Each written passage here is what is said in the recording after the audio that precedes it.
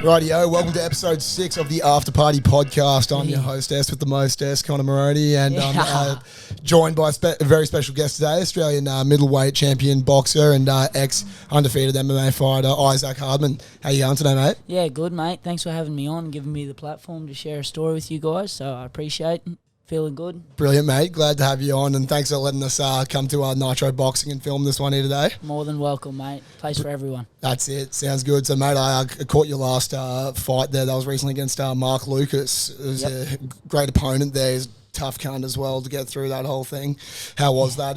How was that fight and that whole experience for that camp? Yeah, it was good. There was a funny way we got that done, and I was looking to get a guy named Emmanuel Carlos, who's another good opponent. In the start of the year, and we were sharing some stuff. Yeah, let's make this fight happen. And he eventually said he was tied up with another promotion, which I'm a bit sus on. But anyway, Mark just reached out in the DMs on Instagram, and he said, "Mate, I'm looking at coming back." He hadn't fought since end of 2019. His last fight was against a guy named Reynold Quinlan, who was well ranked at times, fought guys like Chris Eubank Jr., top of the table, Reynold Quinlan, and Mark gave it to him apparently. Like, Ren's sort of getting a little bit older and a little bit on. That was his last fight. I listened to, because he does a podcast as well. It's a really good one, Smack Panda actually. And he spoke about that fight and said that there wasn't enough crowd there, that it wasn't televised, there was no footage of him, and he reckons it was the best he's boxed. So, but he didn't get to show that to anyone, so he's like, fuck it, I think he was a little bit dirty on that and felt like he wanted to have one more crack. And he said, mate, I want to come back and fight against the best. And he said, if you're keen, let's make it happen. And I was at the servo filling up fuel after I just got told that E-Man was out because of this promotion debacle, and I said, fuck, mate, good on you, you're a legend. There needs to be more people like you in this game because we're in it to fight, right? So, and not that he was a stepping stone fight for me or would progress my career. He was ranked behind me, hadn't fought in a little while, so, he's not doing me any favours. I'm not doing it, myself any favours, really stepping forward. Sure. But I need to fight and I want to fight, and that's what we do. I'll fucking fight whoever to get paid first and foremost, because I need to make a living, and everything comes after that. So I said, mate, I'm ringing my promoter now.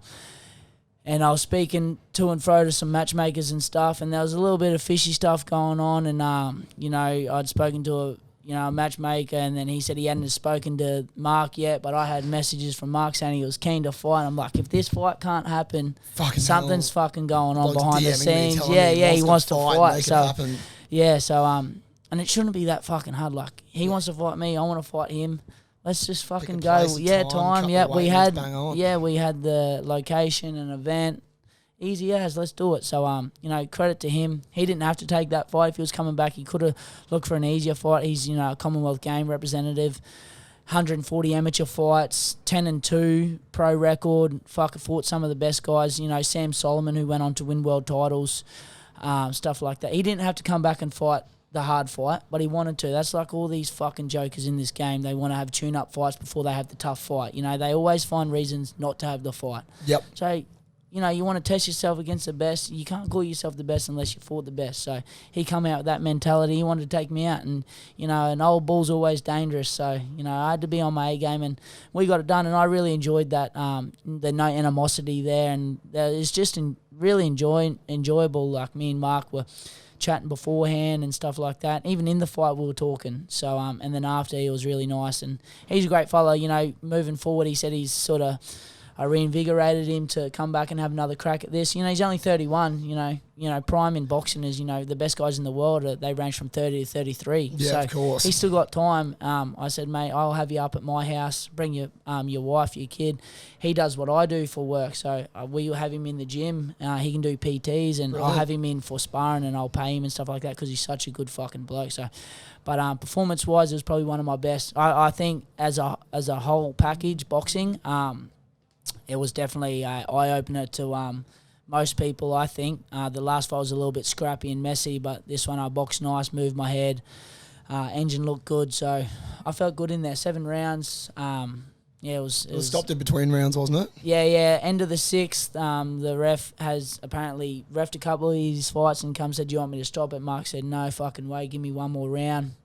which is a good response. And he come out. He started that 7th. You know, he could have probably nicked that round in the 7th. He come out strong. Yep. And he wanted to have one more dig, see if he could pull. He wasn't going to win the fight on points. No, but just want to see if he could have and good on him. Like, he's going out on his shield, and he come back at the end of the 7th, and he shook his head and muttered something under his breath to his corner, obviously, and his corner called it straight away. So, no, but good on him for fucking getting off the stool at the end of the 6th and coming out and fucking trying to finish the fight. You know, most people would know they were losing that fight.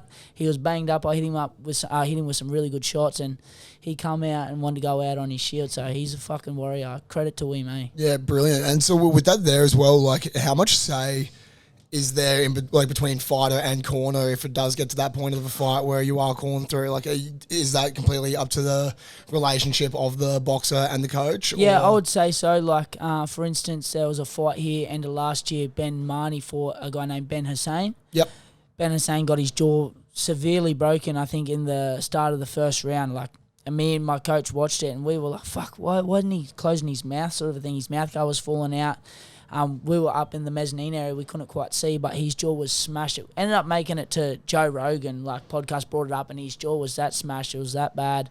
And I said to Blair, you know, a fighter's job is to fight. You know, we're, you know, resilient, and that's what we, you know, go out and do. We want to put all that on the line. You know, some fighters say they'll die in there, and I fully believe that. You know, fuck that. I'm not dying for this sport. I'll go out and box, but, you know, the sport is not worth a life. But exactly. Some people slurring your words when you're fucking 50. They say that. So I turned to my coach and said, if I have a jaw looking like that, I'd like for you to pull me out. He said, mate, it wouldn't even be a question. So it's hard to say if it's up to the boxer or the corner.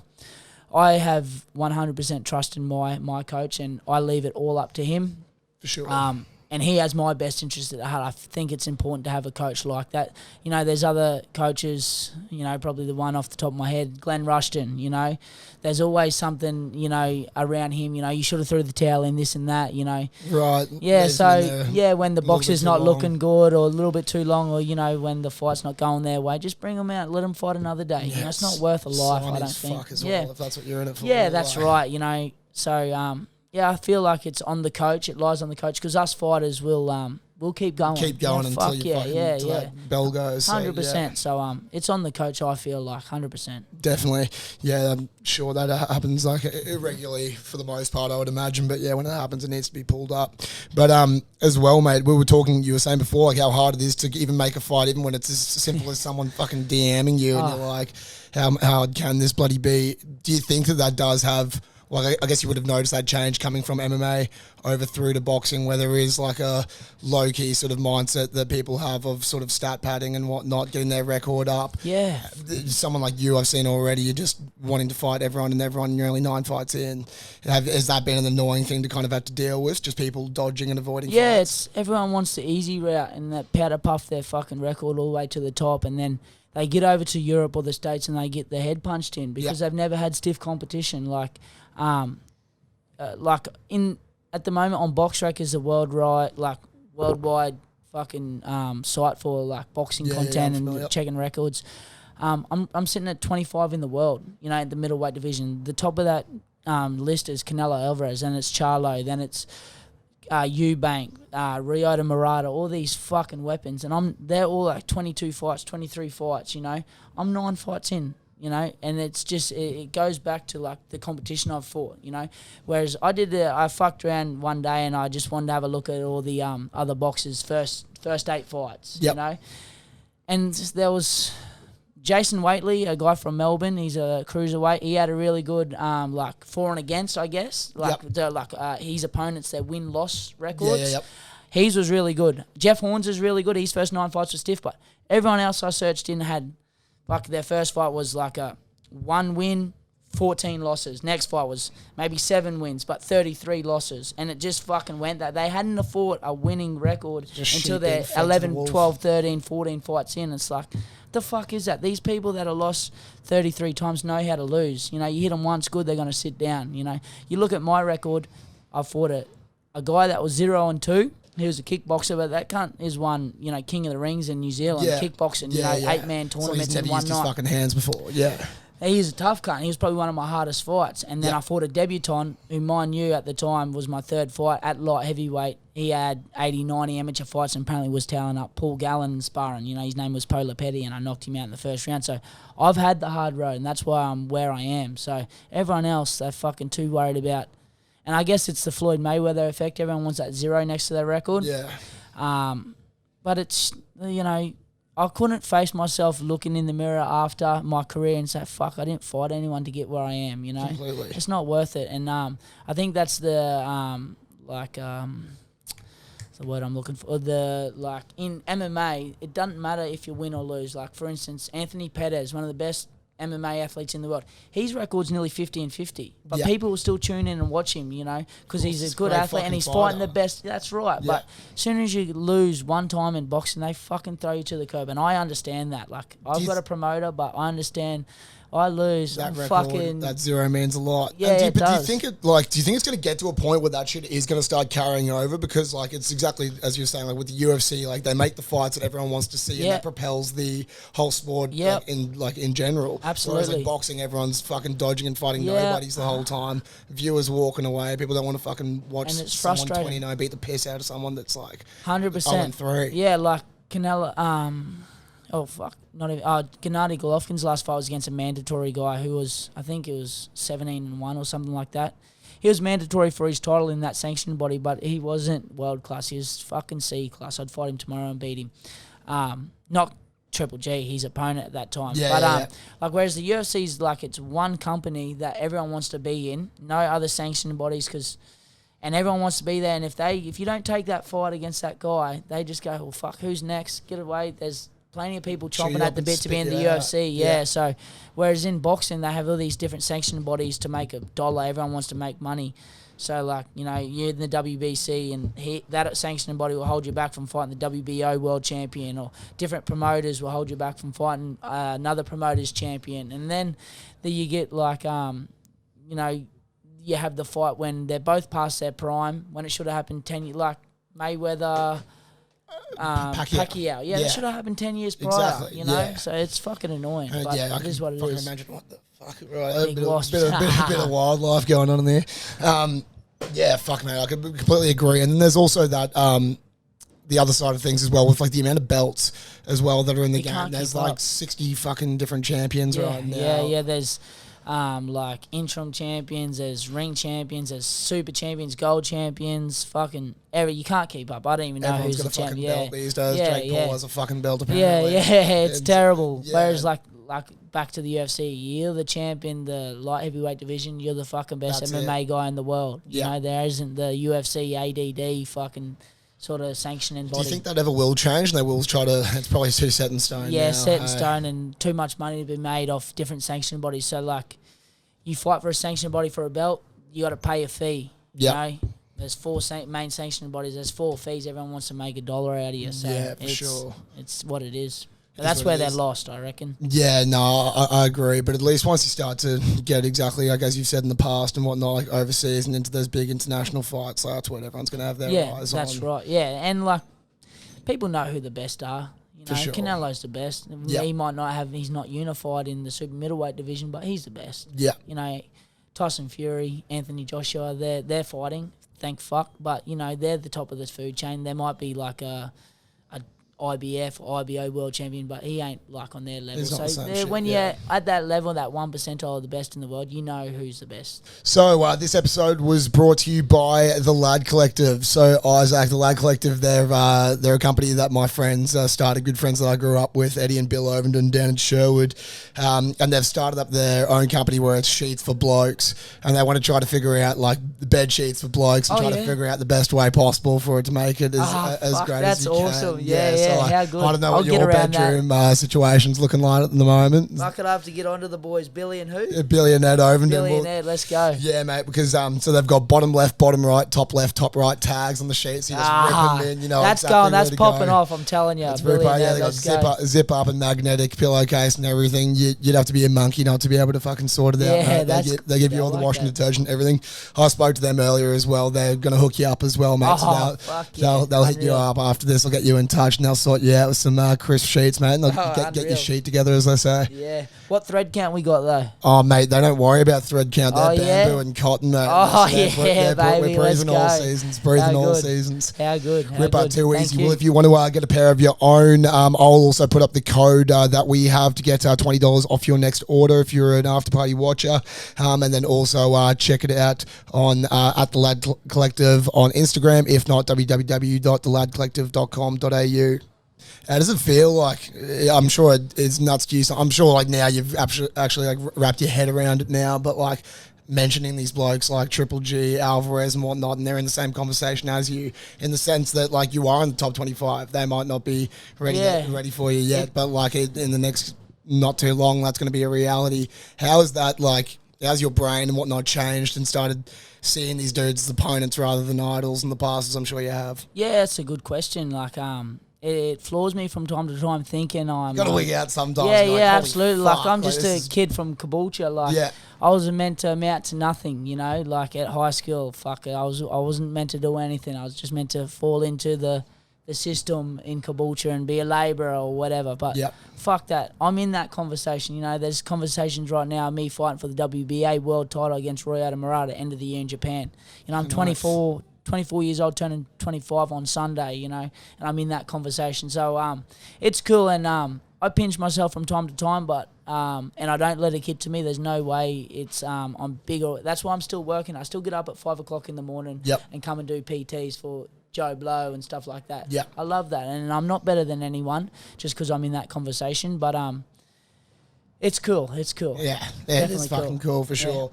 And you're saying that, so you're from Caboolture, and growing up, you obviously did MMA to begin with. When was your first form of like training in martial arts of any category? Was it boxing? Was it MMA, jiu-jitsu?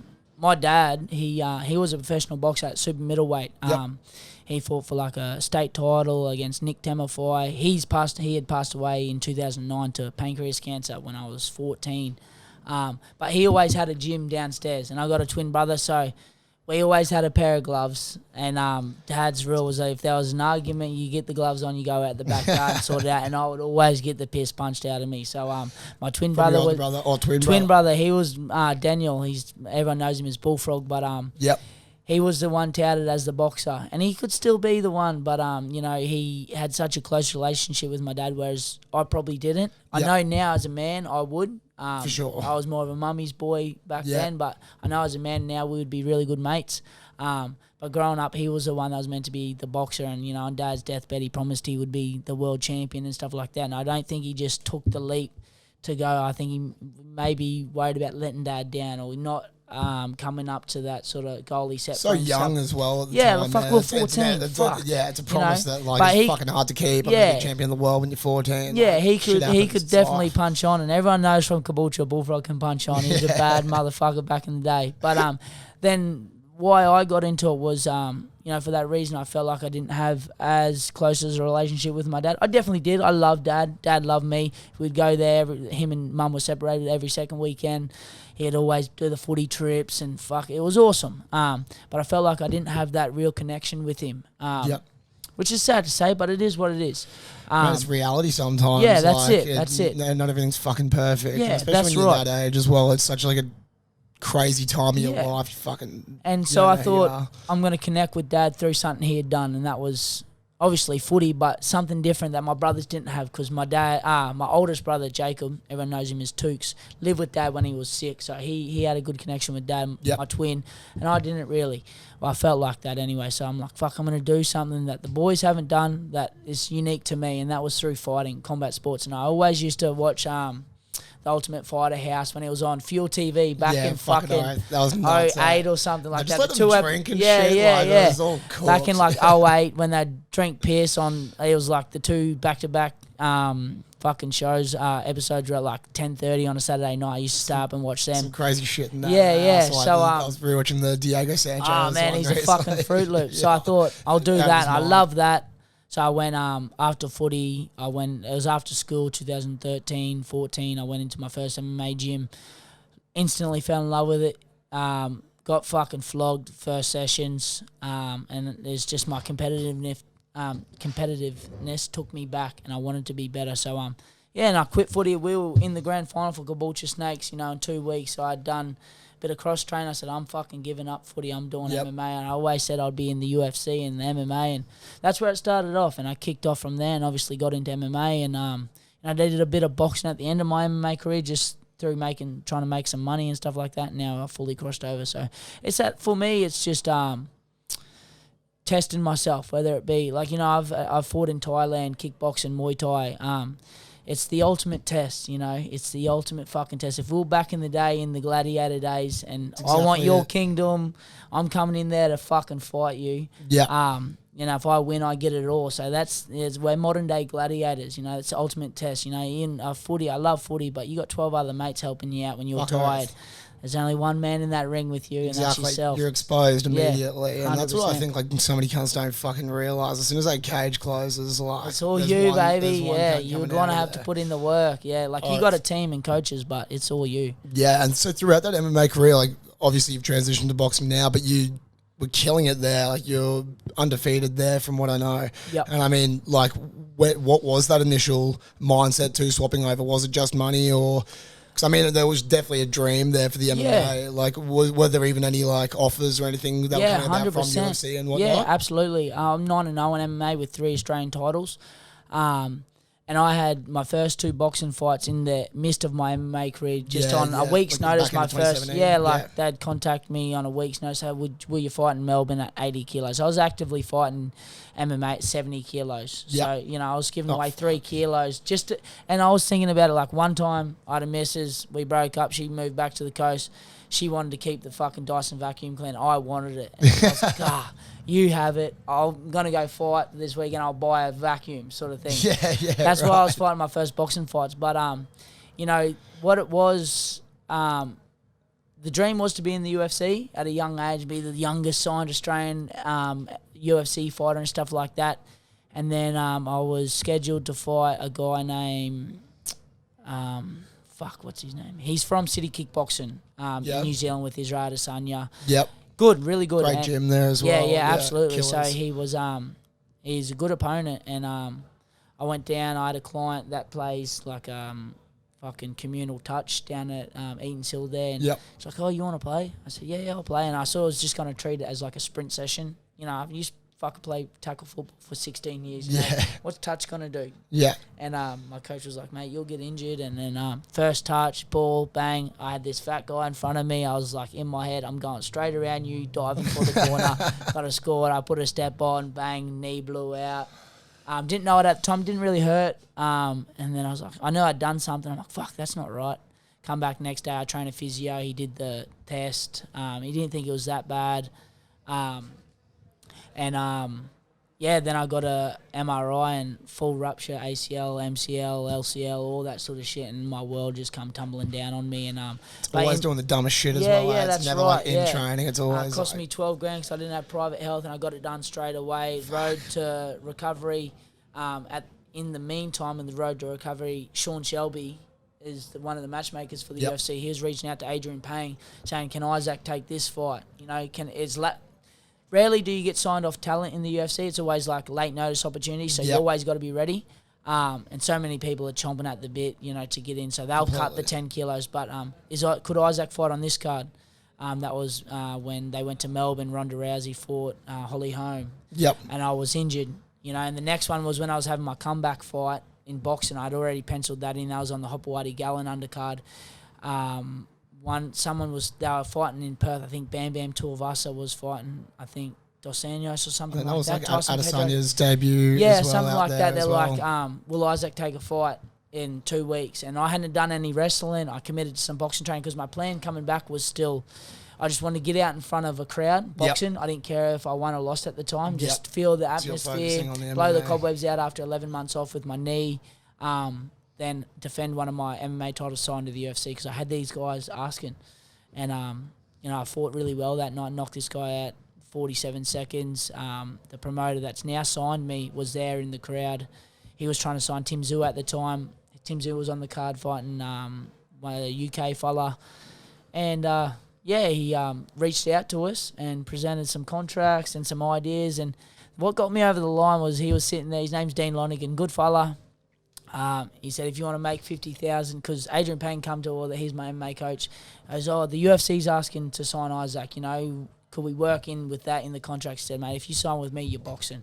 Yeah. And he also said, if you want to make 50 grand, go sign with the UFC. If you want to make millions, come box with me. And I said, it's fucking true as well. Yeah, absolutely. You just look at it. It's a risky fucking game. Like, people don't think, like, especially entering into the UFC, some of these guys might be on 10-10 and, like, you 8-8. Yeah, exactly. Yeah, if you don't win, you get $8 grand for what? Fuck a 10-week camp. Go back to bashing your body. Yeah, fuck that. Yeah.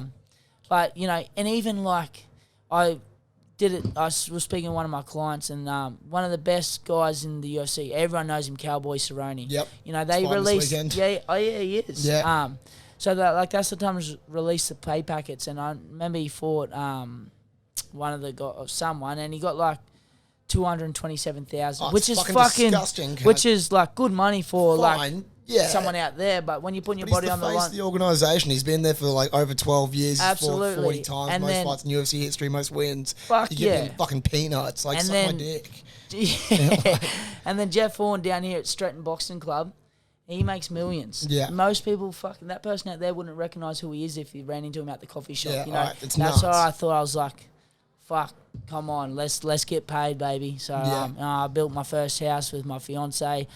We're having a wedding. We got bills to pay, and fuck, I'm not doing this shit for pennies. It's too hard, man. Like, here for a good time, not a long time. Yeah, that's right. I want to get out with my brain in check and have a good life. There's so many MMA athletes, fighters for that matter, that fucking bust their ass for 10, 15 years, and then now they're still fucking doing PTs. Or, yeah, exactly. Some of them are on a shovel on a construction site. Fuck that. When I'm done, I'm sitting on a beach sipping pina coladas or some Don Julio tequila.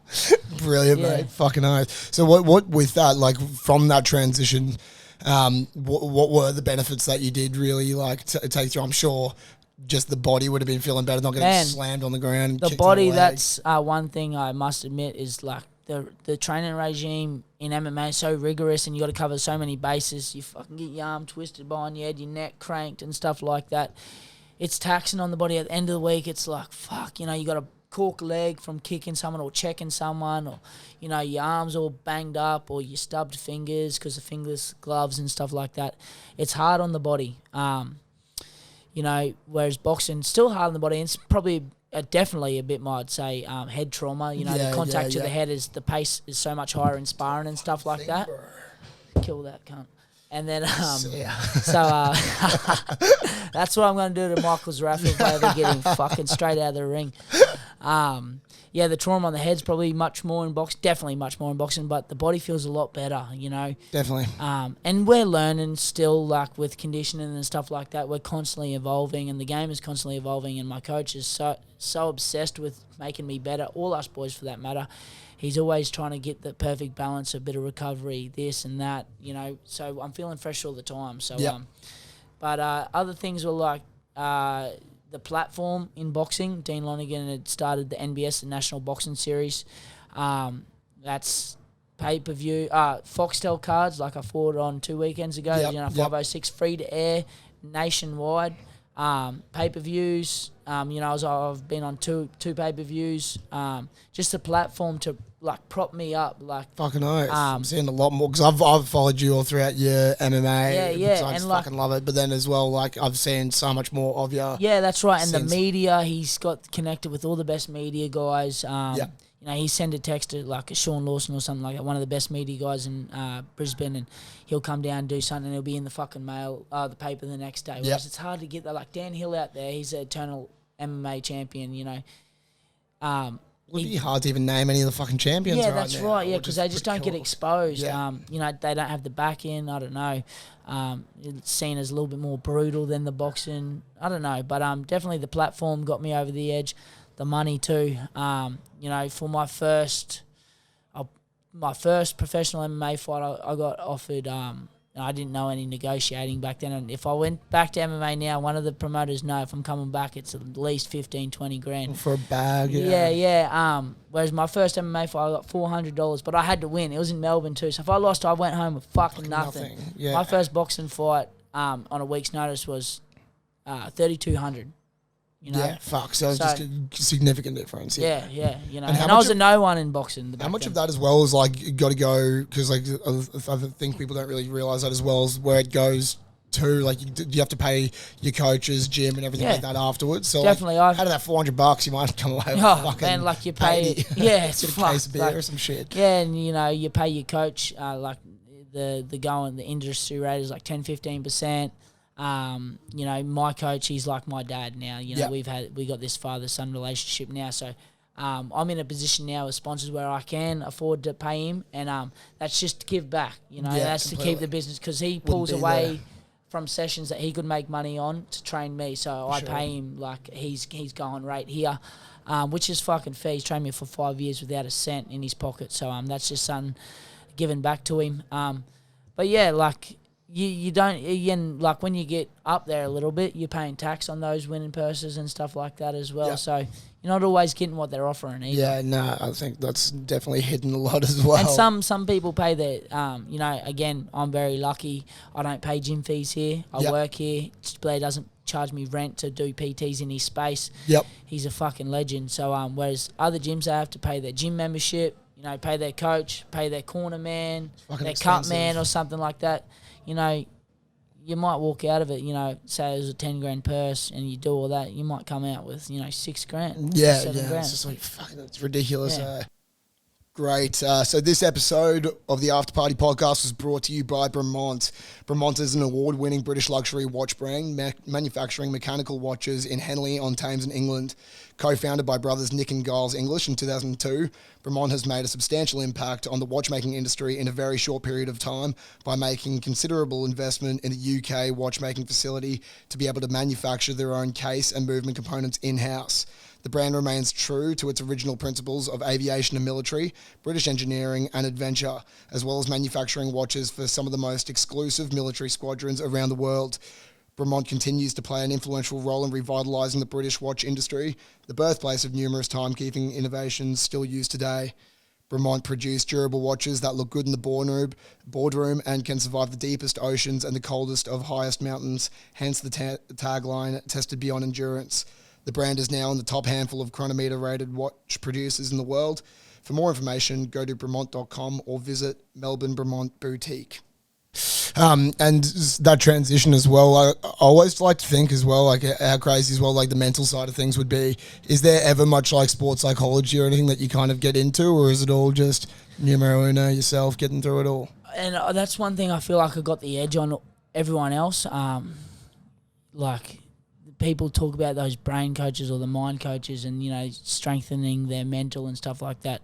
I've not once asked for that or needed that. Like, there's times where I ride the waves of, fuck, am I going to win? I'm going to lose. I'm going to embarrass myself. But I'm very mentally strong, and so is everyone else. But of course, the difference is, like, on the night, you know, I love that spotlight. You know, I love the limelight on me. I don't mind. Yeah, like, I don't mind. I watched, like, one of your old MMA fights, like, today, and it was just, like, you're just so much more looser than the other guy. The other guy was just standing there. Yeah, like a deer in headlight. So, you know, I enjoy that moment so much. And one thing I've stumbled across is pressure is a privilege. So normal people don't feel pressure because then they haven't accumulated the skill set to put themselves in a position where they feel pressure, you know? Yep. Like, whereas I feel pressure because I have a skill set that people want to watch and pay money to see, and I train my ass off. So I feel this pressure on the night. So I take that as a privilege. It's not a burden to me. So I go in there and enjoy that moment. So, you know, the bright lights burn people up most of the times. They light me up in there. So I love it. I really do. Yeah, and it's better too. Yeah, because you even see it with footy and shit sometimes, like playing in front of some big crowds. And and even like you get like it's like, can't just get your head in the game. Yeah, like, absolutely stunned. Like there's things like gym fighters. You know, they spar unbelievable. You know, they can't be touched in sparring because there's no one watching. They got the headgear on, the bigger gloves, and they go out on the night and it's like, fuck was that? Like, just 2 weeks ago, I watched you do 10 rounds and just biffed everyone, whereas on the night they folded. And then there's the reverse of that. They don't spar good, but on the night, like Jeff Horn, like he doesn't spar very well, but he always sort of turns up on the night. You know, his last one he didn't, but he's notoriously known not to spar well. Yeah, and on the night he fucking switches it on, and he can get it over most people on the night. Well, he did previously until he ran into Zoo, but it's I don't struggle with that mental game. And I'm sure it could help, but I'm pretty safe there. Oh, man, no, it's definitely good to be strong because, I mean, your crowd's only going to get bigger and fucking bigger. Absolutely, yeah, and that's one thing when I fought in Townsville, it was in front of 14,000 people, and we got to do a lap of the ring, and I sort of sat in the corner and slouched back, and I said to my coach, I said, fuck, I could go bigger than this. This is easy. This is nothing. And when I walked out to that, I was lapping it up, and it didn't feel significant to me, that amount of people screaming, cheering, whatever, booing, I don't care. It wasn't again, it wasn't a burden to me. I just soaked it in, and it fueled me to perform. Yeah, and so now you're mentioning Horn and Zoo and whatnot, because there is sort of a couple of names that are being thrown out there at the moment. We've got the Tim Zoo and Zarafa fight coming up. Today, we were just saying, I watched that press conference this morning. It was fucking cringe listening to that cunt yap on. But yeah, saying it was no one cares. His name's Tim Smith or whatever. Fuck off, you just beat Mundine, who's 65. Yeah, that's right. Even to a fight like that, does that I watched that fight and I was like, why the fuck is this happening, man? Obviously he's a legend of the sport and whatnot. He deserves to still be out there. But if you're someone like Zarafa, what are you getting out of? That's when that got announced. I said to a few people, that's a lose-lose for Zarafa. You know, he wins, he beats a 46-year-old Mundine well past his prime. If he loses, pack your fucking bags and get out of the sport because you just got beaten by a 46-year-old Mundine. There's no winning in that for Zarafa, and you know, there would have been plenty of people that would have taken that fight. You know, they're saying, Zoo had all these missed calls. You could have fought me. I wanted to fight Zoo, but there's plenty of other people that probably would have. I would have fucking fought him. Yep. But yeah, he doesn't. That's a lose-lose for Zarafa. And moving forward to Tim Zoo, like you said, his press conference today was annoying. I didn't mind Michael Zarafa because I try to sell it a little bit. But I guess. And then I didn't mind him, you know, because I felt like that fight was maybe out of reach 2-3 fights ago. You know, 6-0 and then 5-0, 6-0, 7-0. Yep. And then come a point I was like, I'm fighting him. You know, he's within reach now. You know, stop telling me you're not. Yeah. So instantly mindset changed, and I just want to brain him. And you know, instantly when he opened his mouth, I just want to fucking shove my fist down it. So it is what it is. Hopefully I'll get him. I already told Tim's manager Glenn. I want Tim's leftovers. So, you know, I think Tim beats him convincingly. And if he wants to stay relevant in the sport, he's got to fight the next guy. And I'm right behind him in that division. So I'll get him there. Do you think you will probably be next in line for that, the loss or the winner of that fight coming up? Or do you think you probably got one more in you in between? No, it's a funny one because they're fighting at super welterweight. I can't make super welterweight. Tim Zoo's campaigning there at super welterweight, and he'll get a world title when he brains Zarafa. But Zarafa's ranked at middleweight, you know, because he had that fight with Jeff and stuff like that, and that's his saving grace. I'm the number one middleweight in Australia. It's like, if you want to, it's in his Instagram bio. If you want to keep calling yourself a middleweight, you got to fight true middleweights, and that's me. This fight's going to be at super welterweight. So you know, he's dropping down, and he's probably a better super welterweight. He's not a middleweight. He's when he fought Mundine, he was 71.6. You know, I was bang on the money, and I was a lot more the next day. So I feel like still though, even if he does this fight at super welterweight, what other super welterweights? There's not another super welterweight making noise like I am, like in the middleweight division. So he'd come back up and fight me if he wants to stay relevant. But for sure, I think if Zoo wins, the Zarafa fight is definitely within reach. That means he'll have a couple of losses in the last 5 fights. Yeah, and he's got to bounce back, fight the guy making the most noise possibly. Yeah, he's not fucking picking and choosing that. But Zoo, if he was to lose, there's you know, he'll get a rematch. Yeah, it won't happen. I won't go down there. He won't come up for another couple of years, he said. So and I spar with him, and he's coming down, I think, soon. He's based himself somewhere, so I think they want to do some more rounds. I like the Zoo camp. I'm a big fan of him. I think he's great for the sport. And back to you say, Zarafa says, if it was Tim Smith, no one would know you, mate. He's fucking world class, and he'll show it come for sure. July 7 or whatever it is. What's it like with some of these guys as well when they are coming and training in the gym and whatnot, and then it is got to be in the back of your head a year or two I could be biffing on with this fella. Is there a sort of wary... or do you just wait until it gets to that point to kind of turn it on, or is there that little bit of wariness beforehand? I could possibly fight him. Yeah. No, not for me, but definitely I could see how some people would treat sparring like that. I just there to do the job like at hand. It's sparring, it's training. When I went over and sparred Jeff Horn and Dennis Hogan, I was a little bit shell shocked for the first time because I come from an MMA gym and we never ever do cross train in MMA. Like the integrated boys down at Adrian's gym would never go to say Sassam down the coast. Yeah, right. And cross train. That's never fucking happening. Whereas in boxing, you get it all the time. Yeah, right. This camp will come there for this guy. I guess you need it, especially in Australia. There's only so many cunts that are on your level, so you need to bounce around. Yeah, absolutely. So, what was the question again? Oh, buddy, we were talking about dudes you have to fight. Oh, yeah, fight. So I didn't even worry. Like, I didn't think the Jeff Horn or Dennis Hogan fight would be in reach, so I just was there doing the job. But when Tim come down, I didn't think like that either. It was cool to be in there with someone that good. And, Blair's favourite boxers, Tim's Costa Zoo. So, and he's got the same coach, Igor, same manager, Glenn Jennings. Costa's granddad, father, so Tim's granddad is in the corner, and he was there. It was fucking really cool to have them in the gym, and it was sort of like a pinch yourself moment for both of me and Blair the first time. It was like, man, well, like again, I'm just that kid from Caboolture, and I've got these guys coming in the gym, to this little piece of Chermside here. Yeah. This little hole in the wall, and we got these world-class guys coming in. It's pretty cool. Yeah, man, that's so sick. So, I mean, lastly, we'll sort of finish up on this. So you're looking to fight again, hopefully this year, I'd imagine. Yep.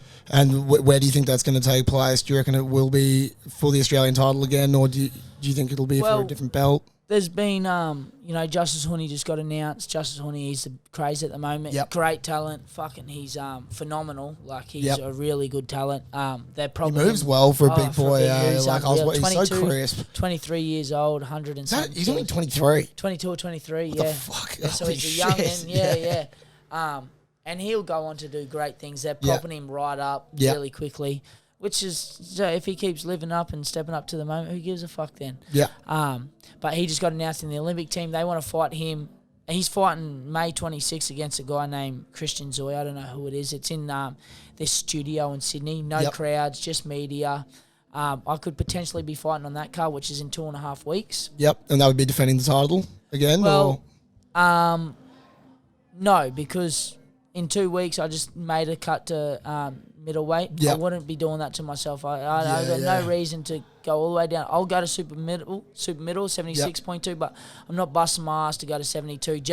For in 2 weeks, Gallen and Honey just got finalised for June 17th. So I'm scheduled. My promoter wants me to be on that card at middleweight, which is where would all the belts be. So I wouldn't do a weight cut, go blow back up, do a weight cut. So I'm happy to fight May 26 in this studio. There'll be heaps of media around it, so it'll be good on the Justice undercard. On Foxtel, only 2 cards. It's pretty unique. It's never been done before, so there'll be heaps of media around it. I was meant to fight. They reached out to the guy I fought the titles for, Taj Singh. Yeah, okay, gotcha. Yeah. Which I was like, I just come off a good boxing performance, nice and neat, and to have a scrappy fight like that, I was like, But I want to get paid. I'm here to fucking fight anyone, so I'm not dodging anyone. So he's there. And it was a late notice thing. Like, no one else was going to fight. I needed to be paid. I wanted to be paid. So I said, yeah, fuck it, I'll do it. Let's fight Taj Singh again. In the rematch, they've been calling for fucking left, right, and centre. They want this rematch. They got the fucking opportunity to have it, and they dropped their lollies. So they said, we only want to fight at middleweight. So whatever, they've moved on from that. He'll never get the fucking chance to fight me ever again. Taj Singh and Issac Hardman will never be in the same sentence ever again. That ship has sailed. So no way am I going to take it. Especially when you've got guys like Mark Lucas who are DMing you going, I want to fight E-Man, now. Carlos, that's a nice, neat fight, mate. I'd fucking, the fight with Taj is like looking at a dog's ass. Like, it's shit. It's a shit fight. That's what he brings. Like, it's just a messy shit fight. When I have a nice fight against Mark or an E-Man, Carlos, or, Zarafa, it's neat. It's appealing to the eye. Yeah. So, hopefully, if that fight doesn't happen, so. If it does, it doesn't. I wasn't scheduled to fight on that, so no worries to me if I don't. It'd be cool if I do because I'd get paid. But if not, who cares? But the next one I want to get on is June 17th, the Honey Gallen card, which will be massive. And I'll look to be the co-main event on that against E-Man Emmanuel Carlos, who's, again, ranked behind me, but I don't care. I want to get paid. Still a good name to get rid of. Yeah, and he's got a good record, 12-1. He says he wants to fight. I'm DMing him to say, mate, you want to fight? He reckons he does. So he said this last time, though, so I'm a little bit skeptical on him. Does that go on a lot, like the whole DM shit and like fighters well, I talking to each do, other? because fucking... Otherwise, you talk to a matchmaker, they talk to the coach, they talk to the fighter talks to the coach, back to the matchmaker, back to me. I'll just go straight to the fucking source. Yeah. So I just asked him, so you want the fucking fight? There's June 17th. Me and you get the co-main event and be a good fight. Yeah, I want it. Get your guys to talk to my guys. So apparently they already are. So if that fight doesn't happen this time around, he loses his chance too. So fucking he doesn't get the fight anymore because he's had a chance already, and he hid behind this promotion where he was meant to fight May 1st, didn't even end up having a fucking fight, so he's a liar. So if he doesn't turn up this time, he won't get the chance, and we'll probably just go on to get international guys, or maybe wait for Zarafa to lose and get him, or I don't like Dennis Hogan either, so Tim just knocked him out. I wouldn't mind fighting, punching the leprechaun out of him as well. So it doesn't matter to me as long as I get a fight, and I think I look to fight at least one more time mid-year, and there's talks. There's an article come out in the paper that Dean's hunting for that Ryota Murata WBA world title by the end of the year in December. He fights 2 times a year, hasn't fought since 2019. He needs to defend his title. That'll be in Japan, you mentioned earlier. Japan, yeah, so that could be on the cards as well. That's where I want to go, and that's big money, baby. That's what I want. That'll be fucking all-time. The fight scene in Japan's huge. Oh, man, and having the MMA background, they love it over there. Yeah, Pride. fucking oath. It works in, and I'll take Adrian Pang as well. He's fought over there in Japan, so it'd be pretty cool to go over there. Yeah, oath, mate. Brilliant. Well, that's all I've got for you today, mate. Hopefully fucking Zarafa gets what he deserves soon, mate. And it all keeps steaming along. Thanks for watching this episode of the After Party podcast. Go give Isaac a follow on Instagram at, is it hardmanboxr? Hardmanboxr, yep. That's the one. Brilliant. All good. You'll find it all over my Instagram as well. Give us a follow on Instagram at Advice for Athletes and subscribe to our YouTube channel. Brilliant. Thanks for having me. Cheers, bro. Cheers.